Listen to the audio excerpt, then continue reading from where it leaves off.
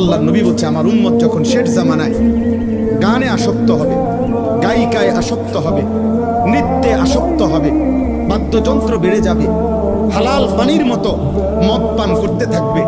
আল্লাহ রাসূল সাল্লাল্লাহু আলাইহি ওয়াসাল্লাম বলেছেন ইজা যাহারাতিল কাইনাত ওয়াল মাআজিফ ওয়াস্তাহাল্লাতিল খামরা, আল্লাহ নবী বলেন আমার উম্মতকে তখন মাটিতে ধসিয়ে দেওয়া হবে, পাথরের বৃষ্টি বর্ষণ করা হবে, চেহারা বিকৃত করে।